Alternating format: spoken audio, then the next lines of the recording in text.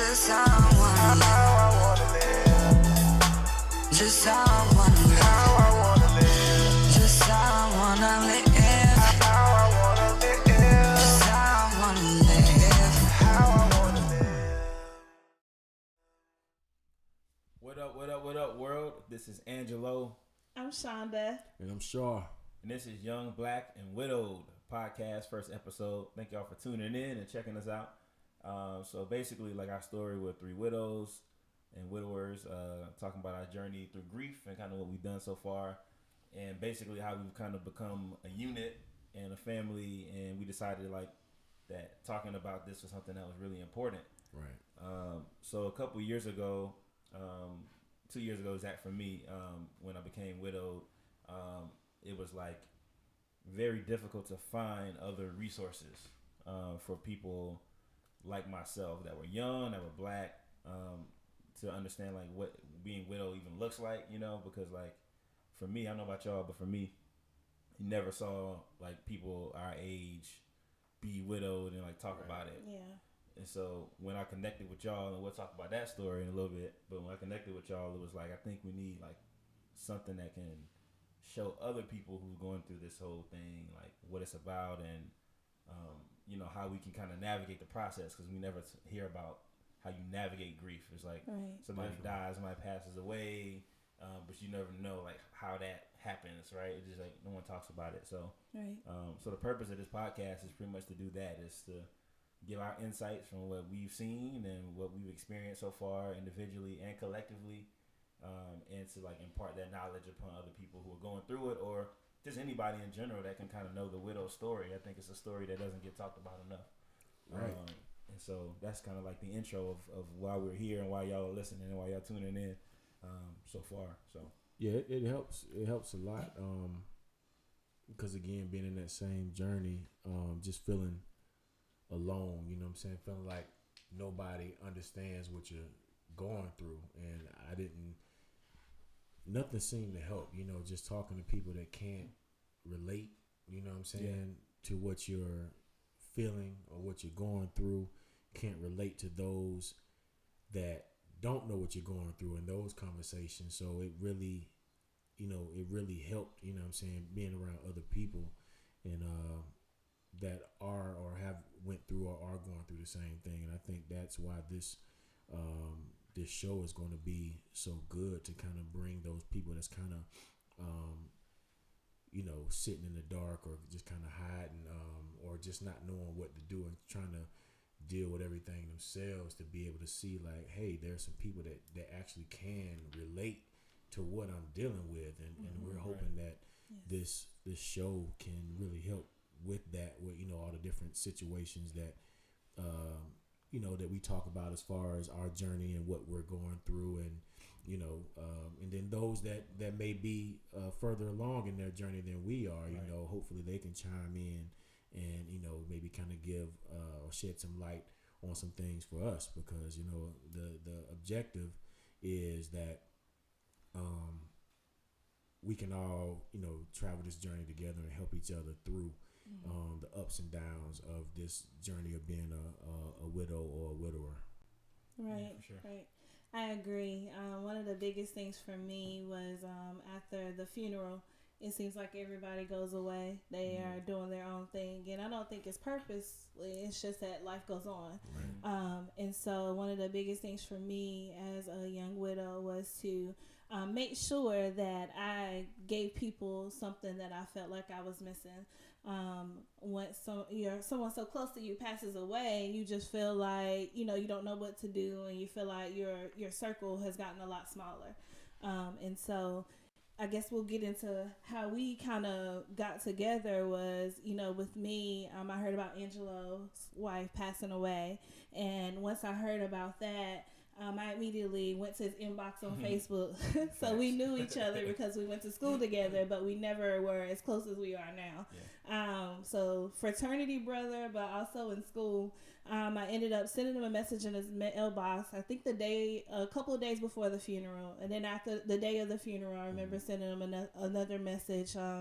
And I just let him know that he wasn't alone, Right. and that I'd be there when things would start getting, slow down, when people would leave, when his house would get a lot quieter, when the funeral services would be over. Right. Because I felt like that was when you need people the most. Oh, yeah. Yeah, 100%. Yep. And so then after that, not too long after that, Shar's wife passed away. And I knew of Shar because one of my cousins and Shar's wife were best friends. And so with Shar, we would see each other, but we never really had conversations, Yep. just a typical hey and byes. Yeah. And I remember telling Angelo, I think that you and Shar, probably should get together. We probably need to figure out a way that we can connect all of, with Right. them two together as gentlemen. But I ended up connecting with them, and then come to find out, Shar and Angelo had a friend that was mutual, and they ended up Right. connecting, and it just worked out all Right. at the same Yeah. time. So, and we've been on this journey as a tribe ever since. Yeah. Inseparable. Yeah, it's crazy because so when you sent me that message, I don't think I really knew that you were a widow. Mm-hmm. And so I was like, and when that happens, like when someone passes, you get all these messages or whatever. So I didn't look at all of them, and as they came in, I remember I looked at yours specifically as it came in. And I was like, wow, I didn't even know this. You know what I'm saying? And my inclination normally for stuff like that is like, oh, okay, cool. They say that, but I'm probably not going to reach out. Mm-hmm. And it's not like anything against anybody. That's just how I am, I think. Yeah.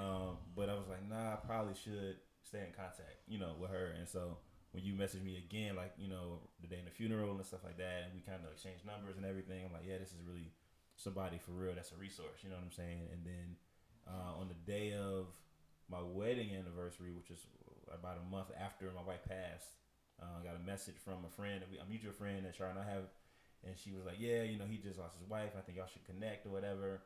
And then something just said to me that this is probably the same guy that you were talking about. Because it's just some things just lined up. Right. And so I'm like, I immediately text, after I got that Facebook message, my mutual friend, I text you, and I was like, hey, what's the dude's name that you said that I need to hook up with? Like, Shar. I'm like, oh, yeah, this is the same dude that somebody else is trying to connect us with. So it's divine intervention, you know what I'm saying? Like, things are just meant to happen in certain ways. So it was really great. And it was kind of the same situation with me, going through everything I was going through, it being fresh, me feeling scatterbrained and all that. And it was, I kind of had the same thing, like, I don't really know, who this, I don't know these people like that. Like, I'm just going to try to keep to myself. But it really got, at that point, it felt like being desperate for some type of relief. Right. You know what I'm saying? So it's like, at that point, I'm like, I'll try anything. Yeah. Because, again, I talked about it all the time, but nobody could really understand it. And just, y'all and y'all story and knowing about that, I'm like, I got to try this because I need some sort of relief with, this pain I'm feeling and not knowing what to do or how to do it. Yeah. So, it was definitely meant to happen the way that it happened because, you look at us now, we're able to laugh and, and joke and smile together when smiling was something that we thought we wasn't going to be able to do again. You know what I'm saying? And just to see where we are now from where we were then, you know what I'm saying, just by just showing love and understanding, so, again, it's our journey to take this and just spread it as far as we can to people that's, going through the same thing, you know what I'm saying? Because it's working for us, and, and it's not done. This is gonna be, I feel like it's gonna be a lifetime journey for us, wherever we are in this world. This connection we have is not something that other people just have, and we just want to invite others into it, especially those in the Black community, because we don't like to talk about our issues so much, just like they say how we don't really talk about mental health and things like that. Well, in the Black community, we don't really talk about death, you know what I'm saying? And being where I'm from, or you come from the hood or low income and things like that, how we deal with death is we go get drunk and get high, You know what I'm saying? Or, we wallow in our sorrows, and like that's not the most effective way to handle that. That's not the best way to handle it at all, because you can find yourself slipping into another situation. But so some stuff like this is very important, to be able to go out and talk to, again, therapists. We all probably went through that, but people that's done dealt with it, I think it's just good to be able to talk and connect and be able to share real feelings with people that have those same feelings. Yeah. Sure. So you see what this is going to be about, and again, we'll definitely talk more about what our mission is and everything with the show. But I want to get into some of our individual stories, just so y'all can kind of see what led us to the place that we are right now, and how did we get here. I can go ahead and start. For one, I definitely want to wish my late wife a happy anniversary. Today is the day of our anniversary, October 6th. This will be our 6-year anniversary. My wife, Sean, passed away in September 5th of 2017. Unexpected. But just to kind of go over our story, my wife, I met her at a boxing gym. I met her at a boxing gym. It was a crazy situation, because the trainer at the gym used to talk about her, and he was like, "Yeah, I got this girl for you," and he was like, "I don't know, she might be too much for you." I'm like, "She ain't too much for me." He was like, "I don't know, man. She already own her own house, got her own business and stuff like that." But I was like, just let her know, tell her something for me. But I remember getting a call. I got a call. I don't even remember what day it was, but it was him, and he was at Golden Corral. And he's like, "That girl I'm telling you about, her and her sister here now. You want to talk to her?" I'm like, "Yeah, go ahead and put her on the phone." And he put her on the phone, and we kind of just chat, for a few seconds, just to kind of exchange numbers and stuff like that. And I told her I would call her later on. And that's really what I did. Called her later on, and we went on a date, and everything was just cool. And we dated for about a year. No, actually, we dated for about a year. We wasn't even in a relationship, nothing like that. And that's what one of the big things. Like, we were not in a relationship, no physical stuff like that, for like a year. That second year, we were in a relationship. And then after that second year, I proposed to her. Didn't even know, when in a relationship, honestly, I didn't even expect to just be with her. I was saying, okay, I'm gonna do this for about 6 months, then I'm gonna keep it moving. Like, that's really what my mentality was back then. It was crazy. Like, sometimes we'll go ahead and gauge how long we gonna be in a relationship. Y'all women don't know that, but like, if you, especially if you ain't, we don't feel like you just that one, we already got an expiration date on you. It happens. So I'm like, but and the thing is with her, she did have her stuff together. It's just with me, because a lot of times we'll sit back and be waiting on nothing. We don't want to get tied down, because we think we're gonna miss this other thing that may come. And that's a conversation I had with myself, like, what am I waiting on? But anyway, one morning I literally woke up. It was like in November. I woke up one morning and was like, I love this girl, you know what I'm saying? And I want her to be in my life, forever. And she was already telling me she loved me at that point, and I didn't know what love is, because I could only relate love to pain, just from being young and past relationships with, jealousy and obsession and hanging up the phone and fighting, all that stuff. And that's when I thought I was in love. Right, you know what I'm saying? But love don't hurt. That was obsession. You know what I'm saying? Obsession and wanting to be in control and wanting to control people. So yeah, November, I woke up literally one morning and, said I want this girl to be in my life forever. And I remember writing a poem that I use, which I may play at the end of this show, where y'all can see my proposal to her. But I wrote this poem for her, and I held it. I held it till I proposed. And that same morning in November. So this was November of 2011.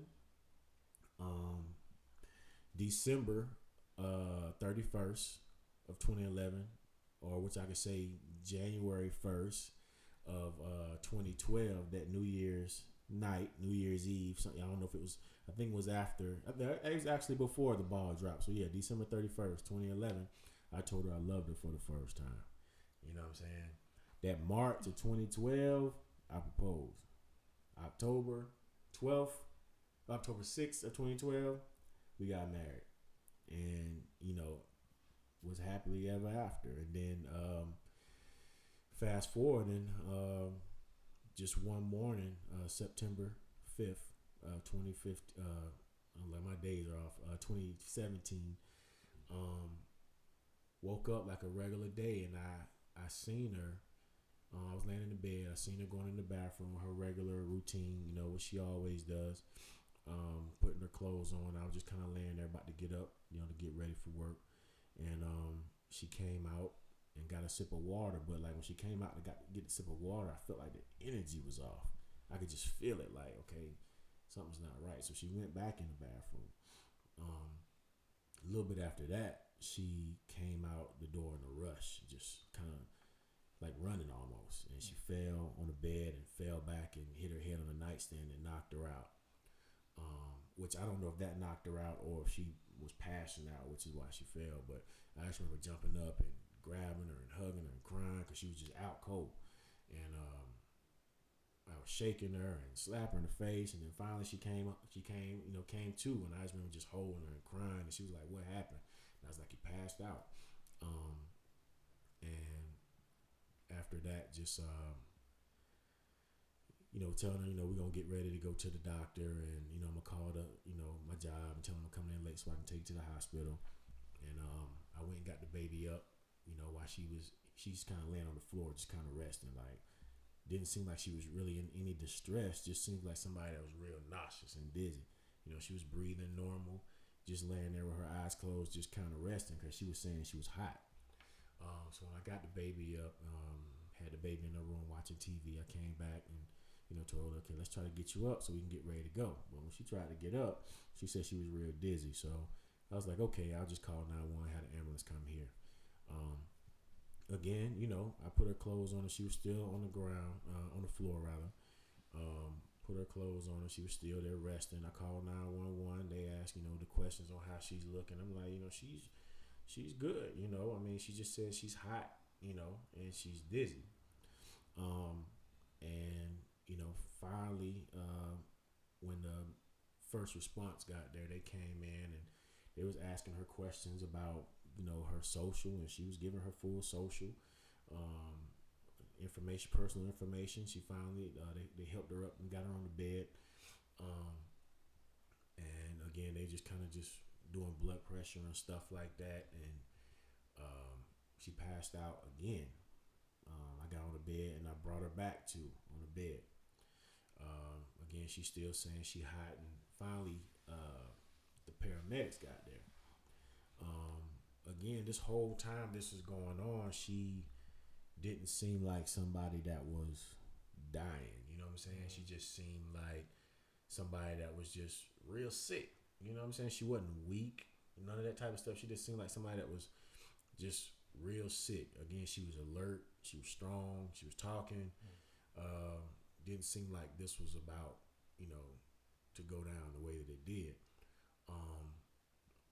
So and through all of that, I didn't know what was going on. Really, I was frustrated with the first responders and paramedics because I felt like they were not moving fast enough. You know what I'm saying? And a lot, and that could have been just me being in that moment or whatever. Or I'm not sure. But I was just trying to stay focused because, a lot of times when we feel like something ain't right with something like that, first thing we want to do is whip out our camera. And I really wanted to do that, but I didn't want to change the focus of what they were doing. You know what I'm saying? I didn't want to deter them from doing their job, so I just kind of maintained and just kind of tried to remain calm while they did whatever they need to do.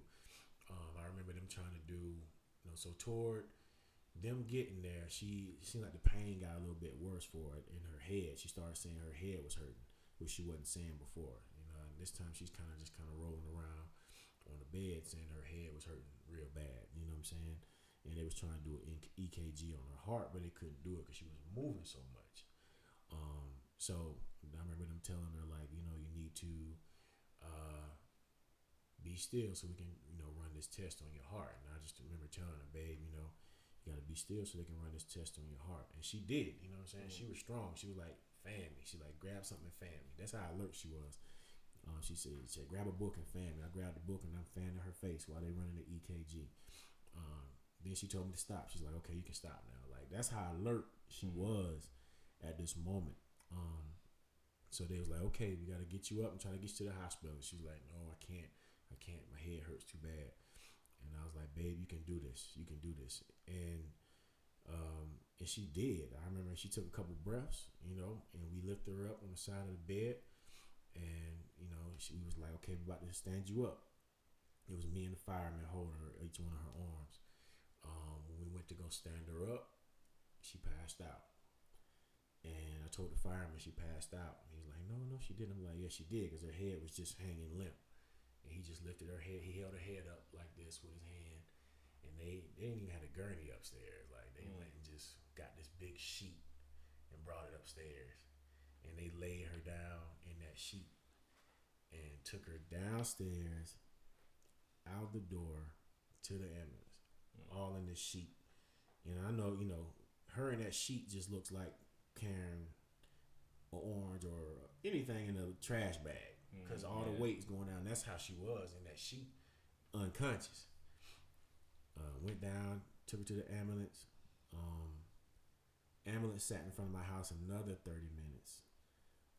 I got up there. The lady gave me a thumbs up, on the ambulance, and I said, okay. I went and got the baby in the car, and I backed up out the driveway behind the ambulance, just sitting behind the ambulance, waiting on them to pull off. And they still didn't move. So I jumped on the back of the ambulance and seen them with the little machine on her, hitting her chest, and I freaked out. I'm like, what happened? What's going on?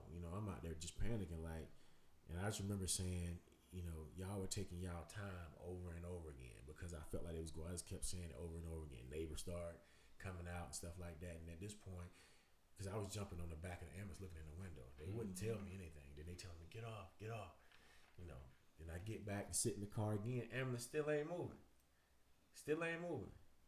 Then all of a sudden, the lady get in the ambulance and start driving.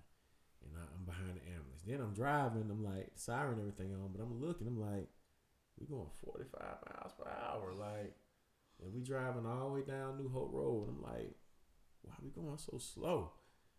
Finally get there. They go here. As soon as I get in, a little guy comes and takes me to this little room. I thought he was a doctor. He's like, they working on her. As soon as I get there, I'm there for about 15, 20 minutes. Mother-in-law and stuff, family start coming in, and then the little guy comes back and says there was nothing they can do for her. The whole time, this guy was the chaplain from the gate. Wow. From the gate, he was the chaplain. Wow. I didn't know that. So I think she was going in the house. If she wasn't going in the house, I think she might have suffocated by carrying her unconscious in that sheet, from the bedroom downstairs out to the street to them. Yeah. When you're helpless, right. And your chin's to your chest, you know what I'm saying, in a sheet.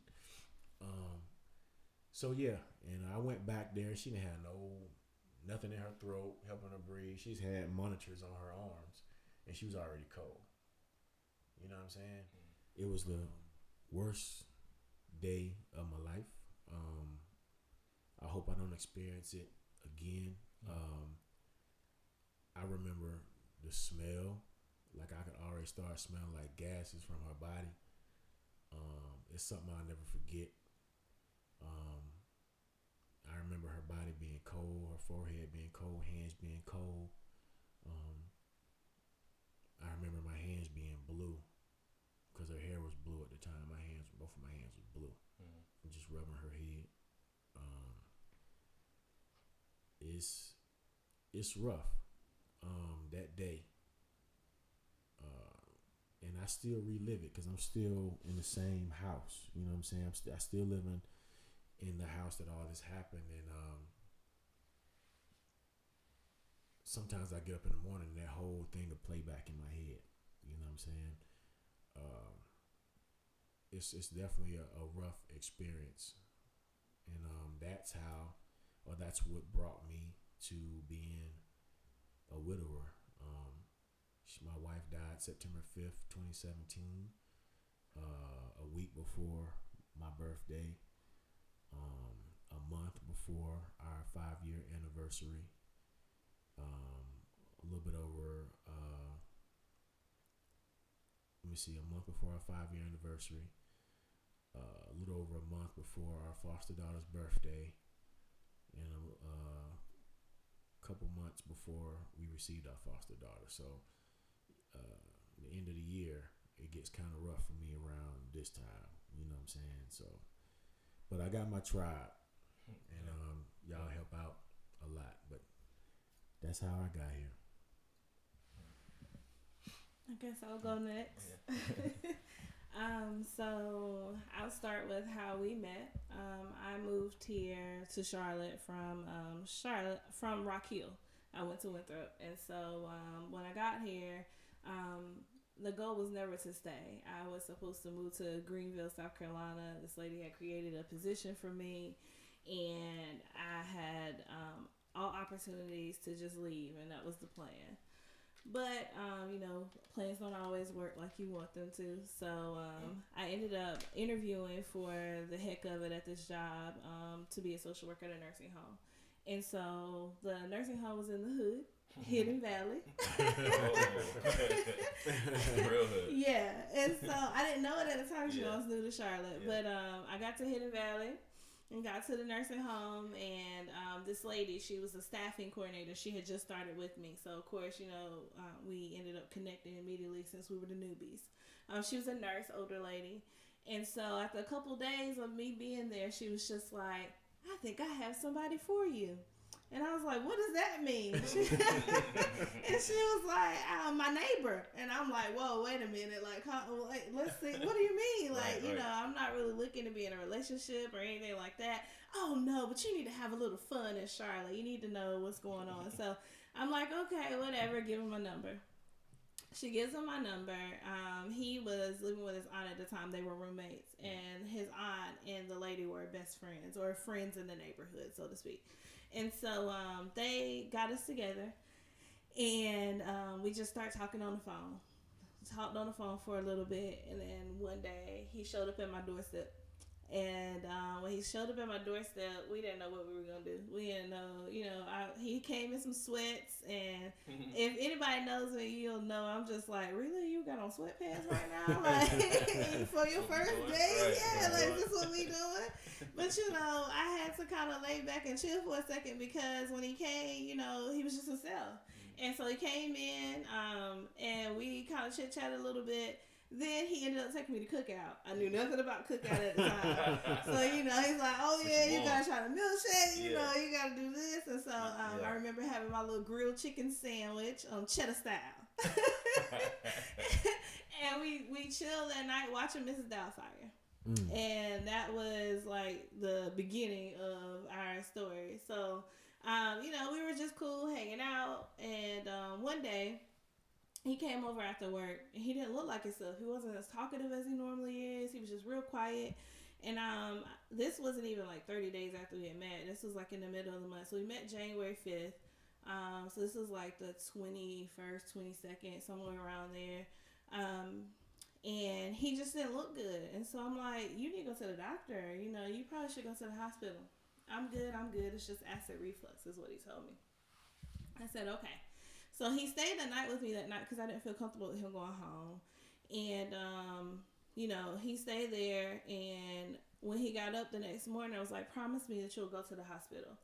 And he ended up going to the hospital.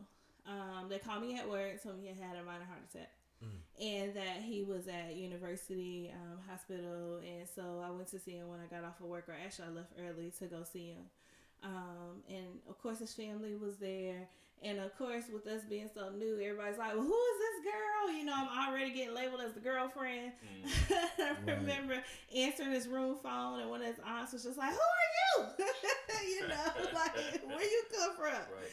So, of course, you know, I'm meeting people at this point in time, and didn't, you know, really, I wasn't ready for a relationship, so to speak, but like it just all started coming fast at me. So I remember that very next morning I went to see him. I promised him I couldn't see him before I went to work that next morning. So I got up super early, went over there to the hospital, and I just remember him telling me that he felt like a duck in the pond. He told me that he didn't really know, you know, where this was going to lead him, because at that point they were looking at transferring him to Maine, CNC Maine, and that he might have to have surgery. So they were asking me, you know, he was just like, he didn't know where this would lead, and if I was ready to walk away now, he would understand, because it was a lot. And so, you know, the type of person that I am, I'm just like, nah, we're good. Like, we, you know, I'm going to make sure that I, you know, continue to be your friend. Like, we're going to be okay. So, me and Charlotte, once he got transferred to Maine, I'm trying to figure out how to get there. That's how I learned 277. Just got lost a couple times. Did a couple circles on Brookshire, and, you know, learned how to be at the hospital with him. And in that hospital, over that time, those couple of weeks of him being there before he had his surgery, is when we got extremely close. It was like I ended up being vulnerable on top of him, like as far as being more open to my story, more open to why I was a little scared to start dating, you know, and I just remember him promising that he would not hurt me.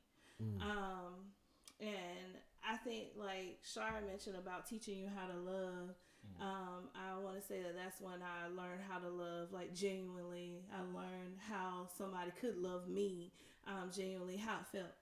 And so I remember while he was in the hospital, I taught him how to do I love you in sign language. And so after he had his surgery, it was so funny because everybody was like, oh, he's going to be out of it. He's probably not going to know, you know, what's going on. The first thing he did to me when I walked in was he did the I love you in sign language. And that's one thing, you know, I'll never forget. So fast forward all that happened January of 2008. And then, you know, from there, when he got to the hospital, it was on, like, we were together.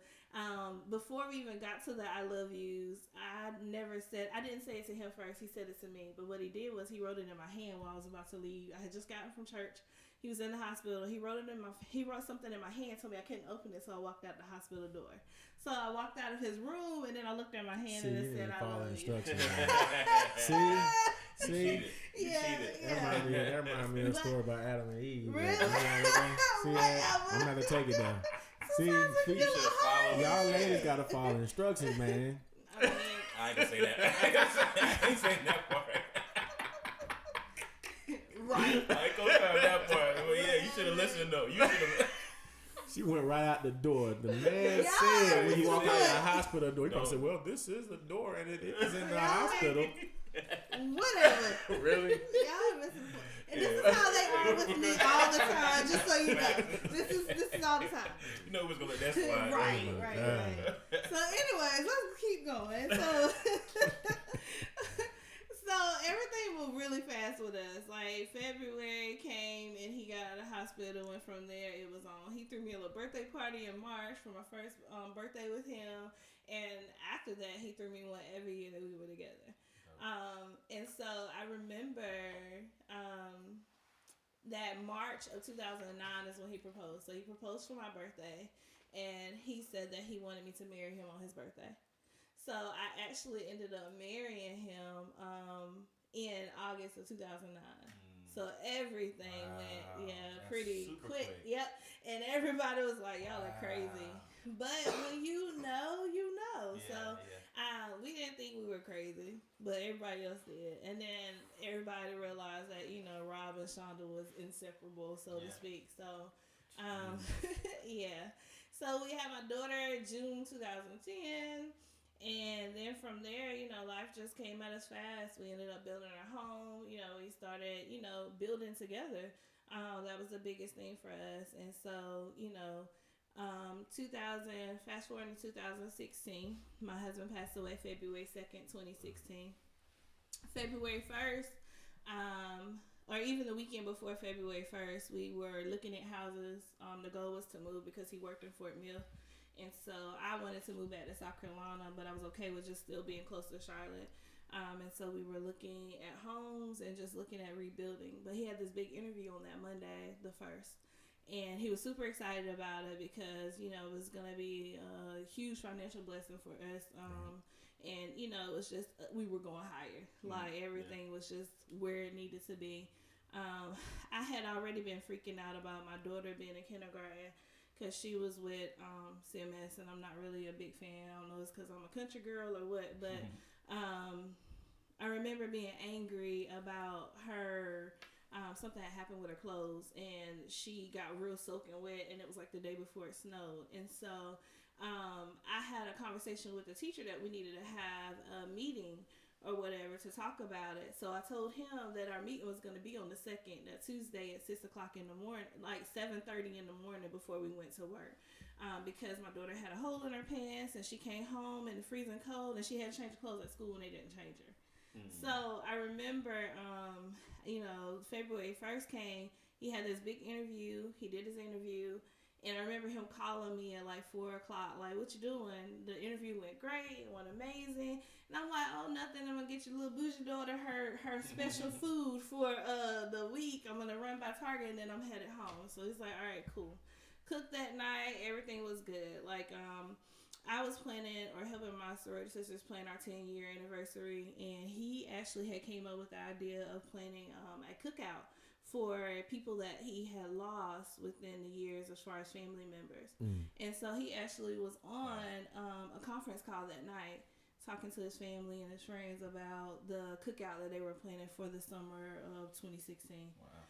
Yeah, it was supposed to happen in July. So he was planning that. And then, like I said, I was on the phone on a conference call. And everybody calls me the old lady because I go to sleep super early. And I remember that particular night, after I got the phone with my sorority sisters, I hung up and I got up like I was going to leave. And then I said, no, I'm going to type these notes up and email them to everybody first before I go. And that was the last night that I saw him. So it was about 11:30. I went to bed and I'm like, all right, babe, I'm going to sleep. I'll talk to you, you know, I'll see you in the morning, you know. And I went upstairs and did not know that would be the last time I heard his voice or saw his face while he was like, you know, living and breathing. Right. So Tuesday morning is when my life changed, and it was the worst day of my life. I woke up and my bed was empty. And one of the things that we had was, I used to always joke with him because when I went out of town, like when I was on a girls trip or something, he would never sleep in our bed if I wasn't there. And so he knew not to sleep downstairs either. He would come to bed. And so that particular morning when I woke up, it was like 5 and I just jumped up and I looked over and my bed was still made. And then I looked up and I saw that the bathroom light was on. And so, you know, I immediately run in there and he was face down on my bathroom floor.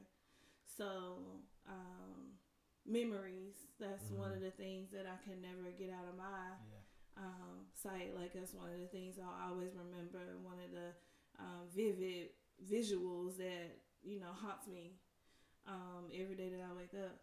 So, I too live in my home, and that was because my daughter is 5, and at the time I felt like she didn't need much changes in her life at the time. Neither did I. We needed to kind of figure out, you know, life first. But, you know, it's times when you look and you just see, like, you have changed physical things in my home, furniture, things of that nature, but it doesn't change the fact of the story that was written there. For sure. So like I said, I woke up and I called 911, but because I worked in the healthcare field, it's crazy because literally a couple of days before that, I had a patient who was fine, and we had just had a meeting with him and his family, which was like his sisters and his brother. And I just remember that day because we were trying to get him out of the nursing home. And after the meeting was over about 11, maybe about 12 o'clock, I went down and I saw the family coming out of the room hollering and screaming. And what I found out was that the man stopped breathing. Like all of a sudden, he just collapsed and he stopped breathing. So I had to run to get the AED machine for them to, do the chest compressions and stuff on him. So I went and I did that. And after Rob passed, that was one of the things like, golly, were you trying to prepare me for something I didn't know was happening, And I saw that message, and I think in me, it made me realize even more of how life is so short. Yeah, because literally I was talking to that man for hours, and he was my little guy, and then all of a sudden I'm taking the AED machine down there, and then they lost him, and so when it came to me being in that situation now where people are running to me, it gives you a whole different mindset about life in general, and how, petty things don't matter, arguing and fighting and fussing don't matter, which we hardly ever did, but, it just makes you put things into a different focus. 100%. Yeah. The little things you think about the little things and it kind of enhances it all, like the little things that happen around that time. You know what I'm saying? Right. Yeah. Yeah. And then you start connecting the pieces to see, why, because the biggest thing for me is always, what did I miss? Because I didn't wake up to him. Like I woke up to him, on the floor. And so it's like, I know he was feeling good. He had a wonderful day that day. He felt like he was going to get that job, and so for the longest, the guilt was me feeling like I didn't do everything. Like everybody used to always say when he had that surgery the first time that I saved his life. And so for me, it's like, that's my responsibility now. Like, that's one of the things that I thought about was, it's my responsibility to save him. Like, I started doing meal prep for him, planning, cooking, cleaning, planning. So when this happened and I lost him, for me, it was, what did I miss? What did I do right? And then, you have people that start asking you uncomfortable questions. Right. Well, was he sick? What happened? Like, was he sick the day before? And then they question whether or not you did your job. So, all that stuff kind of just tied into me just feeling, lost when he passed. One of the weirdest things is the spiritual connection, because when he died, I started feeling like I was breathing triple times. Like I could feel, and it was like, I don't know if I felt him breathing with me. It's kind of weird, but I never felt that way before. Like it felt like something was on me, and I could feel it breathing. Every time I would get upset, it was kind of like he was there trying to calm, me down. But yeah, that's my story. And that's how I became a widower. Yeah, I guess it's me now, right? My wife's name was Jasmine. So we went to school together at Winthrop University. So it's 2008, April 22nd, 2008. And so it was like maybe 10, 11 o'clock at night. I had to go in the computer lab and do some work, finish a project that I've been procrastinating on, slacking on a little bit. So then I get in there, I'm in there working for a little while, and then, I see her and two of her, I guess she was like on a group project. So they walk in the computer lab, and so her friends sit like in the row behind me, but the only seat left after they take those two seats is the one beside me or whatever. So, I'm up there typing, whatever. I got Facebook on a thing open too, and then I'm typing my paper. So I'm looking over, I'm like, oh, she all right, this girl is kind of cool, And I was pretty like, well known. I knew a lot of people on campus, so I had never seen her before. So I'm like, oh, she must be like a transfer or something like that. I don't know, whatever. I'm like, I might really talk to this girl, but she really like, she got a little shorts on or whatever. So really, so then so he just had to throw a little brown skin. So I'm like, I ain't seen this before. This is something new, something different. Right. And so I just started talking to her. I don't even remember what I said. I just remember talking, and she started laughing. And then like when she laughed, like like this or whatever. So I learned that when women break the touch barrier, that means they're interested. Right. So I'm like, oh, I got you. Like in my head, I'm like, oh yeah, cool. So we started chatting. Still don't remember any of that conversation. I just remember like we were laughing, and then we added each other on Facebook that night. Didn't get her number yet. Ironically, there was another girl that was interested in me that was like messaging me on Facebook like that night or whatever.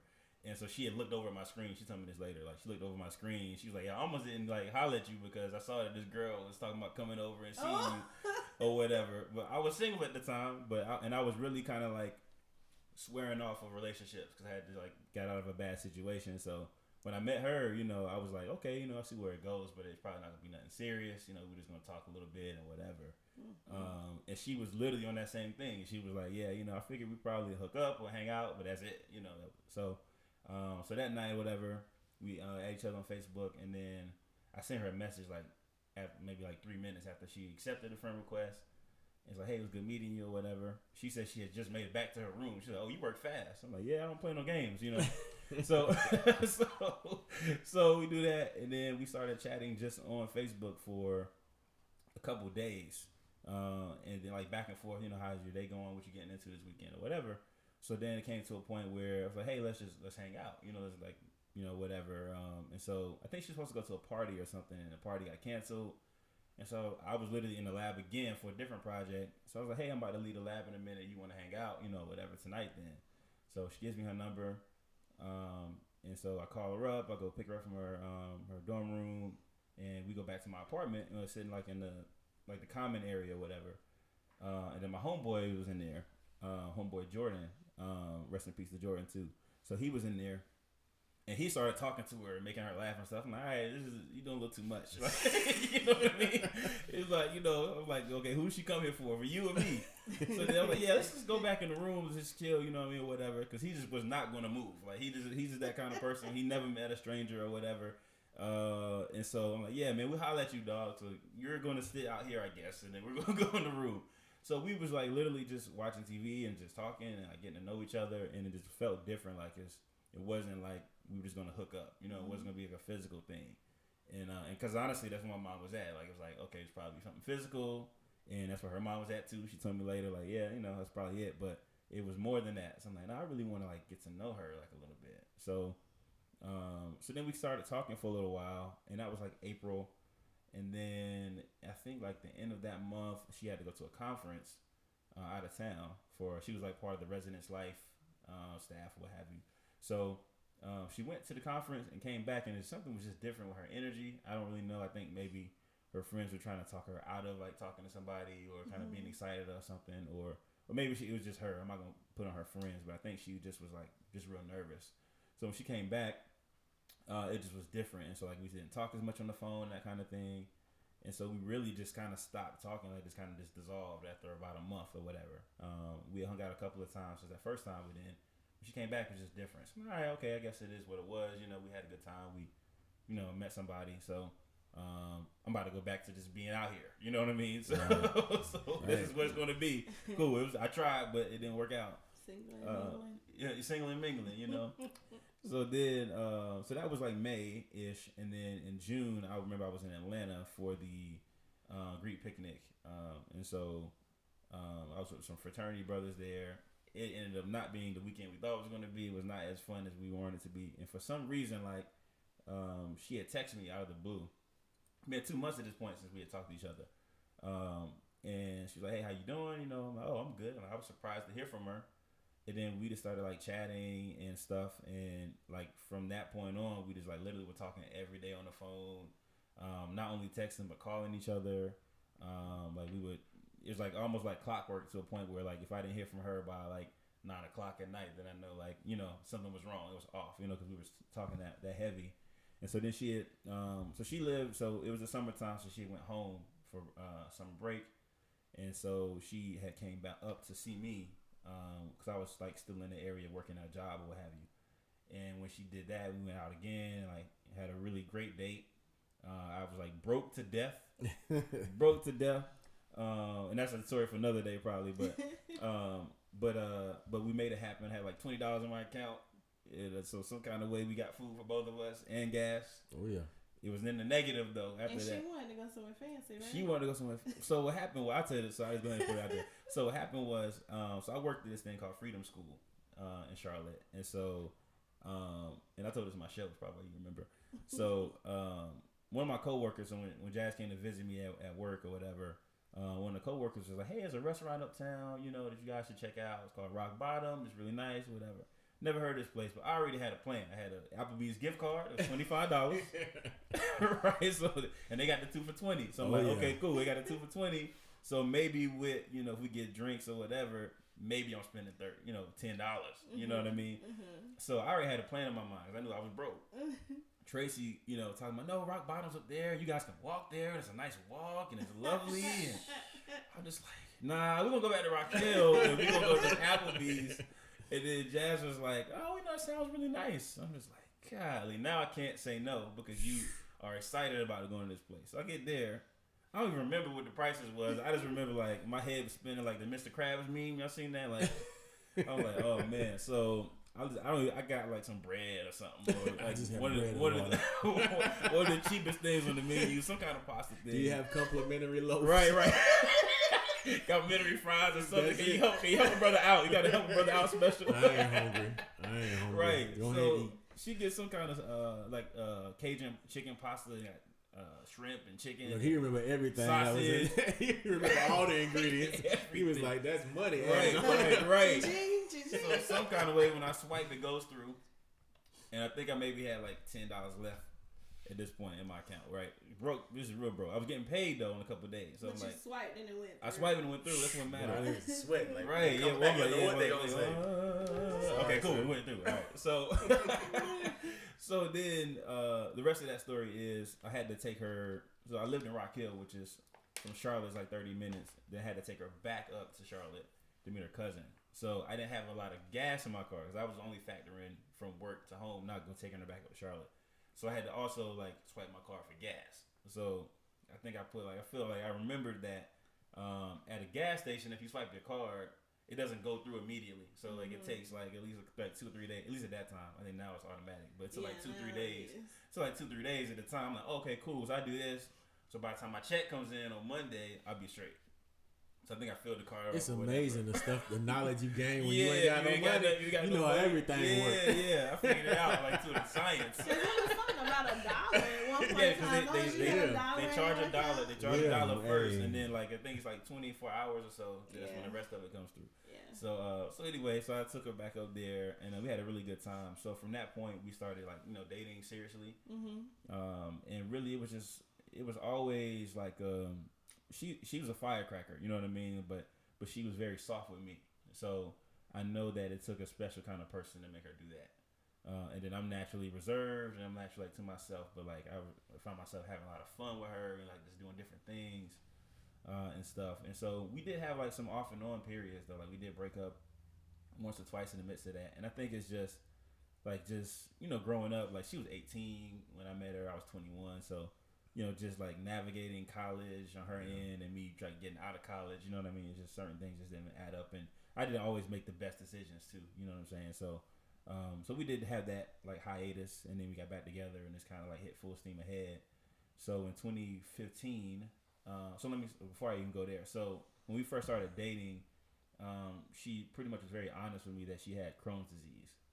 And so Crohn's is a disease that attacks like your digestive system, and it's very aggressive. It can be at least very aggressive. And hers was aggressive because it started as ulcerative colitis, which is basically ulcers in your colon. And so she had like colon removed and that kind of thing. So she had different things going on there. So literally, I remember like our first week of actually being together, because I actually met my girlfriend the day after my birthday. So our first week of being in a relationship, like I was at the hospital like the next week with her in the waiting room and stuff like that. I had already met her parents by that time already, but it was like the rest of her family was like, oh, kind of like what you were saying, like, who are you? Like, oh, you the dude, the big head dude she was talking about. Like, yeah, that's me. So, but like it was never a thing for me like to be afraid of or to be worried about like being there, you know what I mean? Right. It was just like automatic, like, okay, cool, this is where you at, I'm there too, like you got to be there. And so she also said the same thing that he said, like, if this is too much for you or whatever, then let me know. I was like, nah, it's cool. At that point she had already kind of been dealing with her Crohn's for like 3 years, so I won't say got into a routine, but it had been a thing that was consistent. Like, so she knew it was a lot to add somebody else to that. But it was nothing. So, fast forward, she had over like 40 surgeries, countless doctor visits, like middle of the night kind of stuff, and other things. And her Crohn's at least was one of those things that opened up other stuff too. So like, different infections, She eventually started having like blood clots and pulmonary embolisms, and like seizures and things like that. So a lot of stuff just started happening with her over time. And while it's very scary, especially the seizures are very scary. I think what it did though is like it prepared me to know like we had conversations that we probably wouldn't have normally had. You know what I mean? Like if something happens to me, like I want you to move on. I want you to do this and do that. Yeah. And I'm like, oh, you can't get away from me that easy. That's what I always tell her. You can't get rid of me that easily. But it also prepared me to kind of know what to do in certain situations. You know what I'm saying? So, even to the point where like when a couple of times I had to call the ambulance and they would come to the house, and they would come so often or every now and then that they would recognize us. That kind of stuff. Yeah. And so. Fast forward through all of that, like despite all that stuff, I knew like one day, like yeah, I can do it. Like I can be with her for the rest of my life. Like I see that happening. Like she makes me want to be a better person, and I think I am better because of her. So I want to continue that. You know what I mean? I hope I'm making her life better too. So the day of her birthday, June 7th, in 2015, proposed to her. It was a big thing. Like acted like it was a surprise party for somebody else.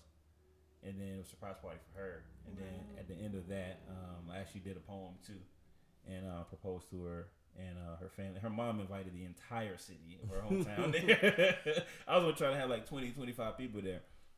Her mom invited the entire city there, which was cool. And so that was just like a really great day. And then fast forward from that, we got married on September 17th of 2016. Which is a few days before my birthday, September 21st. And so, we kind of did it like that on purpose. Also because our original like dating anniversary was the 22nd, day after my birthday. So we would never have to like have several different dates in mind all around the same time, and everything. So we were married exactly 11 months. In the course of that time, she really had some of her hardest like medical things happen. So she had to eventually get on these fluids. So she wasn't able to like digest her pills anymore, just because of her digestive system. So she was like literally like hook up the fluids a couple of nights a week. And I had to like learn how to like administer the medicine, administer the fluids, and that kind of stuff. She had to get a port put in that a lot of like cancer patients or those who on dialysis or that kind of thing, they get those a lot. So she had to get a port. And so she was literally, she was such a gangster because she would like stick herself with the thing or whatever. I'm like, this don't hurt you? She's like, nah, I'm good, I got it.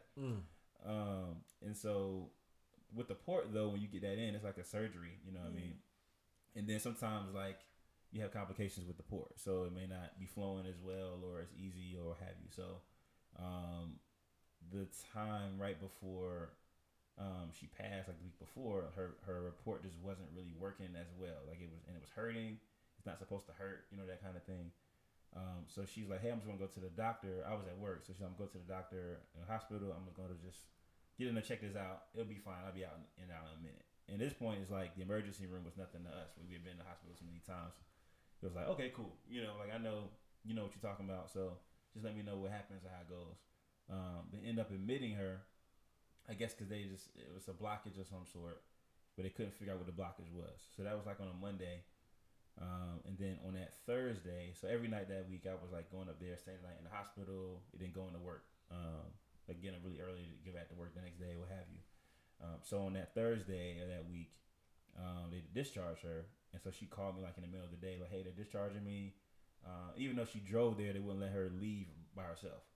So I said, all right, cool, that's great, So I went up there and met her at the hospital. She's fussing to the nurses about something, as always. I'm like, okay, you good, you feeling better. I know you doing all right. But just like a normal day, right, in terms of her functioning and just talking and everything. And then after that, so I had to go back to work because I had like to finish some stuff for Welcome Week, which is a really busy week for me at work. So like our first week back for the students I went through where I work now. And so I'm like, cool, you good, babe? You need me to drive you, or I can bring you back here to get your car later if you need me to. She's like, nah, I'm good. Like I'm really straight. And I can kind of tell when she really is telling the truth. So I'm like, okay, you're fine. So she had to go to a doctor after that to get her like her medicine kind of like reordered and re-upped or what have you. And so that was like around 3:30 or something. Then at 4 or something, 4:30 ish, on that same day, she calls me and was just really upset because they didn't have what they needed. We were supposed to have for her at the hospital, at the doctor's office, and she was just kind of frustrated that she had just been in the hospital all week and everything. It was very emotional. Was like crying on the phone and everything. She said, "I'm just so tired of all of this." And I said, "I know it's been rough. It's been a tough week for you." I said, "But just go home and just relax. Rest. Enjoy being home for the first time in a little while." And we're just gonna like Netflix and chill tonight. Like get you a glass of wine or whatever. We're gonna just hang out or whatever. And so she was like, "You're right. And I look forward to it. I'll see you later." So I said I'm gonna leave here in like 10 minutes, and then I'll be on the way there. Then 10 minutes, like exactly 10 minutes go by, and her sister calls me. I'm literally walking out the office, and she was like, "Hey, where you at?" And I'm like, I'm leaving work, and she's like, "Well, something's wrong with Jazz because I was on the phone with her, but I don't hear anything now." And I said, "What you mean?" And then she put she called me from the house phone, so she put that up to her cell phone, and I can hear like Jazz like moaning and making noises, like she was in pain of some sort. And nobody was at the house, it was just her by herself. So I'm like, all right, cool. I'm rushing there. So every light on the way to the house is stopping me. Like it never happens. There's certain lights I can always count on that never stop me. Every light stops me on the way there.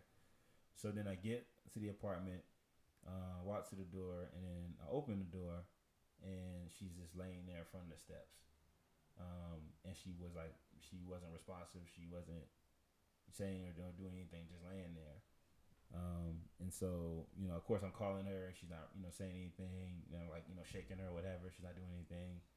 And so then I start so I was on the phone with her sister in the midst of all of that. And I said, "Hey, yo, she's here. She's not doing anything. She's like not responsive."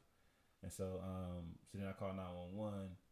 And then in the midst of all of that, I'm like, giving CPR, and trying to do what I can do. They come there, the ambulance, they get there pretty fast because they weren't that far from me, where I lived at the time. And so then they start working on her, and I realized it later, but at the time it didn't really like register. But one of the guys was like, "She's cold," and so I knew what that meant, I guess, in the time. But in the moment, I'm like, nah, I didn't hear that right. I didn't hear what you just said. So then they start working on her. It was the fire department first that got there, and then the ambulance came. So when they came, 2 of the people that had been to the house before, when she had like the blood clot situation and everything, they were there this time, so they recognized us. And so they started trying to revive her and everything. And so the lady said, "Sir, I want you to know after about 10 minutes, like our protocol is we work for 30 minutes, and after that 30 minutes, if nothing happens, we have to call it, And I said, "Okay," so I start praying and crying and all that stuff with everybody on the phone. They worked for like 45 minutes. Like they were working so hard and diligent. One of the dudes, like real big black dude, I remember like big guy was out of breath. Like he was trying so hard to revive her that he was like literally running out of breath, and was sweating and everything. Like it was crazy. But then they had to eventually say, "Sir, she wasn't able to revive her, and I'm sorry for your loss and everything." So it was like I lost it. Like I just started bawling, and I don't even know what all I did. I just felt like I was an out of body experience. You know what I mean? Like watching yourself. Yeah. You know what I'm saying? Ironically, in the midst of all that, there was a chaplain who rode with the police that day or something like that. So I guess the police and all those folks came by. And so he was doing a ride along, which normally he doesn't do. He's like, "I normally don't do this," but he was there.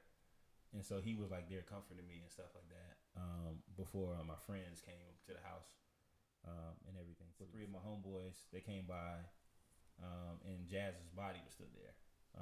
And so I told them before they came, "Hey, she's still here. I don't know if y'all comfortable coming over," because they were still getting everything together to take her out with the coroner and stuff.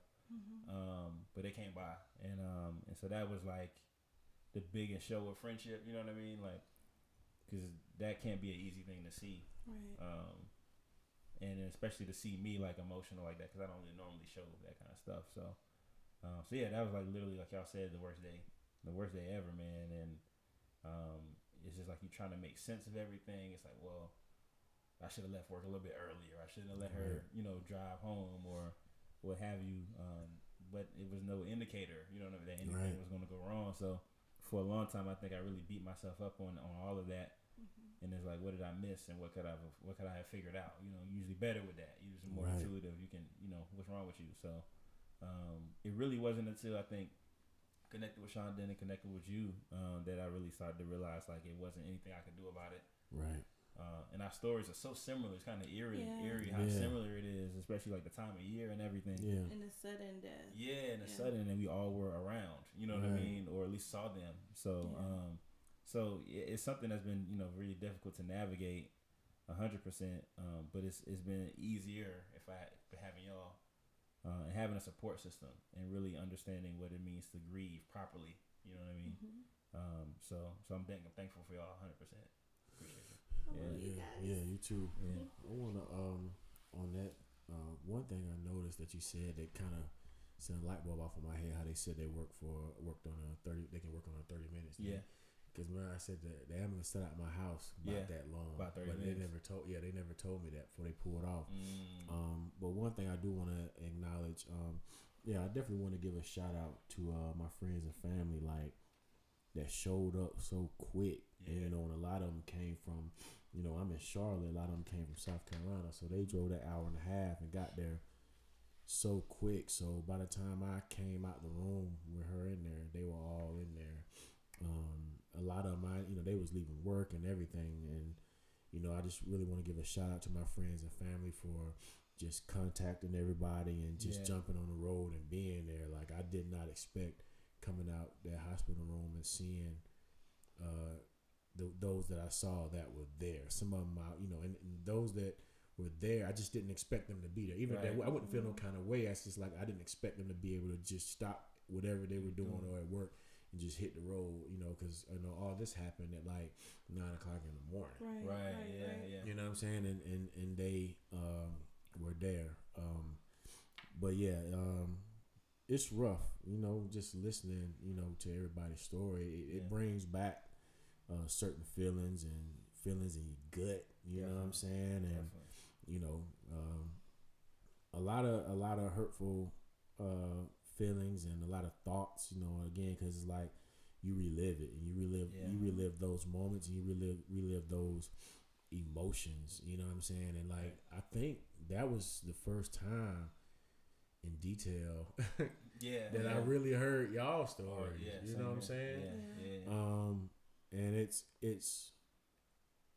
rough. And I know these will be other shows that we talk about, because I do want to talk about anger, because like I hear in your situation, which I want to ask you, was there any type of anger that you may have had like with the doctors and stuff like that? Because I hear, for one, they let her go, but they didn't, but they didn't want to go alone, and then another situation where they didn't have what she needed. And I remember just being mad at the medics and stuff like that, feeling like they wasn't doing what they needed to do. And did you have any feelings like, did y'all really make sure she was good before you let her go? Definitely.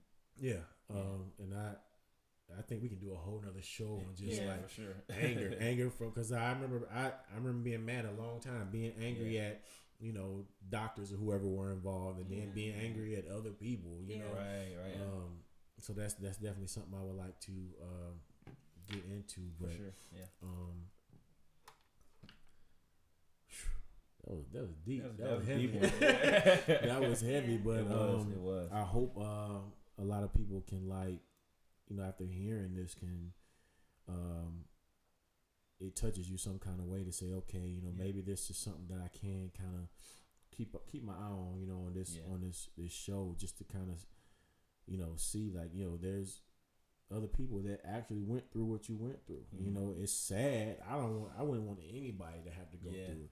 No. But I'm a witness that being connected with those who have, it's a blessing. You know what I'm saying? It's a blessing to be able to interact and talk with those people. And I just appreciate, again, y'all just sharing y'all life and experience and everything with me, and showing the love and everything that y'all gave me, because I was kind of the last person involved in it, because like Angelo's wife passed away like a month before my wife, you know, and so like I said, it's just crazy, but it just seems like it's meant to be. And also listening to the stories, which I didn't say anything, but like there was these little situations like prior that kind of the stuff you don't really think about until after it happens, like these little telltale signs like something's just off. Like I remember the weekend before my mom passed, like I said, we was at a cookout and we saw Chanel there, and she be like, "You see Mickey cousin?" That's Chanel. I'm like, "I don't remember her." Yeah, her husband had passed away. Remember I told you? I'm like, "Yeah," and that was like the weekend, that Saturday. Right. And then my wife passed that Tuesday morning after that. That's crazy. It's crazy. Yeah, I went over and hugged her and everything. Yeah. That's and wild. Just like, again, we talk about the day before, the time before, and it seemed like everything was good. Like that night before, it seemed like everything was good. Right, it was normal. And when it happens, and y'all may agree to this, like when it happens, it's like you immediately start to try to put the pieces together. Right. Like what happened? Yeah. Like what happened? Did I like you said? Did I miss something? Yeah, trying to figure it out. And what did I miss? And this journey that we're going through, and that I think that we learn, is that it gets to a point where you can't put all the pieces together to solve that. Right. But you have to put the pieces together to make yourself whole again. And I think this show is gonna really help with others that's going through, and it's gonna help us as well. Because it does help when you put it out there, when you literally or put that energy out or talk about it. You're able to hear and listen, and you're actually helping yourself. It's therapy for yourself as well when you put it out there. So this is definitely to encourage others to talk about it and talk about what's going on, in order to receive that therapy that you may not even know that's right there, right there in front of you. Right. But did you guys have like any closing remarks as far as this being the introduction to young black widowed? I wanted to piggyback just a little bit off of what you were saying in regards to the people that show up when that happens, just because I know we won't go into detail about these stories again. So I too want to say thank you to family and friends that came by immediately in that time of need. And what I realized, even listening to you guys today, is that I was shielded from a lot of things that I didn't realize or think about until now. I wasn't able to see them when he went out on the stretcher and things like that from my perspective, because my friends took me in a room. I had some friends that were with my daughter in her bedroom because she was just waking up, and I'm telling you, it's like 5:30, 6 o'clock in the morning at this point. So everybody was coming to my house before work. So, they were there trying to figure out, what to do. His friends showed up immediately. And everybody just kind of took part in shielding us from, I guess, whatever else they didn't want us to see. So they cleaned up my bathroom, made sure everything was fine before I could even step back in my room. So things like that, I think about now, and I'm like, those are some more harsh situations that I don't have to, say that I hold on to. I hold on to finding him, but I didn't watch them, take him out. But also, I just wanted to bring up the fact of when it all happens, you lose yourself. And to this day, it's almost 4 years for me, and I'm still trying to find myself. I'm still finding myself. I'm putting the pieces back together. With you too along my side. Of course, these are my brothers. So when it comes to it, just for any other young widows or widows out there in general, it's okay to not know where you're going next, because that will come. And I think that was the purpose for us too, is that we are now at a point to where we're seeing some clearer days. Some days are real cloudy, but we are together and we kind of are, we have that support. And so that's why it's important to try to find a tribe or have that support that you need. But it's okay to not be okay, I guess is what I'm trying to say. I always hear people that say, I'm trying to keep it together, hold it together for everyone else. But in order for you to move further, in order for you to find the new you have to let things go and be able to do that. And so I know with me, my circle got a lot smaller. I had to stop trying to do so much to please everyone else and start to distance myself from everything, not in the midst of being mean or angry or anything, but because I didn't know what the new LaShonda looked like. Right. And so I'm sure we'll get into those types of conversations later, but I just wanted to kind of throw it out there that it's okay. You'll find your way, and hopefully that this is a help on your journey. Yeah, for sure. Well said. One thing I want to say, I guess, before we wrap it up is these are like very deep stories. So those that are listening or watching, if it's like too much for you, please like pause it, or come back to it later, because we don't want to be triggering it to anybody or put you in a negative headspace. Right. I will say I think it's valuable to listen to what we have to say, and this would be probably one of the deeper ones that probably is more traumatic than the other ones. But take care of yourself. Your mental health is important. We don't want you to like try to listen to this and put yourself in a bad space at all with that. So make sure you're taking care of yourself. Right. But also like grief is a natural part of life, and so we all have to like learn how to navigate it. And so I'm really glad that we started talking about it ourselves amongst us, and then doing this, because I think people don't know how to grieve, right? And so, and when it comes, we don't let it come. We try to hold it back. And like, oh no, I'm not gonna cry. I'm gonna be strong. But really, it's stronger to just allow yourself to do whatever needs to happen to deal with it than it is to hold it back. Because our natural inclination is to not show emotion and everything. So you're exhibiting more strength by letting those things happen and expressing it, for sure. So just make sure that you're doing that, man. We're not trying to be sad, and make you sad, but it's just the reality is you're gonna lose things, and grief isn't just like death. There's lots of different types of things, so you're gonna lose stuff and lose people. So the important thing is knowing how to navigate that process and do it properly instead of in a destructive way. So right, definitely. And just to piggyback on that, there'll be some information after this show. If you're in situations where you feel like you can't live on and things like that, we'll have some people you can talk to as far as with that as well. But understand that it's hard, but we're witnesses that you can make it. It never gets, I would say, easy, but it gets more manageable. You start to gain your life back and gain control back. Can't say that you ever forget or that you still won't have times where you break down and cry, but it all becomes more manageable. You get stronger. You have to realize that you still have a reason to live even in your loss, and that those that have gone and are no longer here physically, they would want you to live on. You have to live for the things. You have to continue the things that you guys have started. You have to live for your children and your friends and family, but most of all, you got to live for yourself. You know what I'm saying? You got to live for yourself, because your story can also be something that helps someone else, that gives them motivation that I can make it. So we definitely appreciate everybody for checking out this video.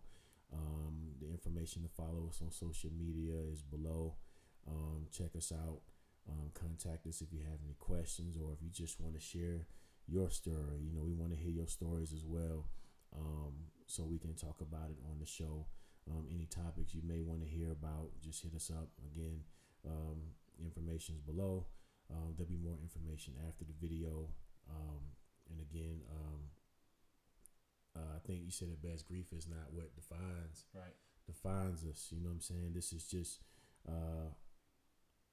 this is just stepping stones of where we've been and where we're going. And I think it was definitely a good show. Like you said, definitely a deep show. Yeah, for sure. Again, you start here and then it's only up from here. Right. And it's the same way with grief. You start, that seems in a very low place, but it's only up from there. So if that's it, I want to thank everybody for tuning in and catch us next time. We are Young, Black, and Widowed. Peace.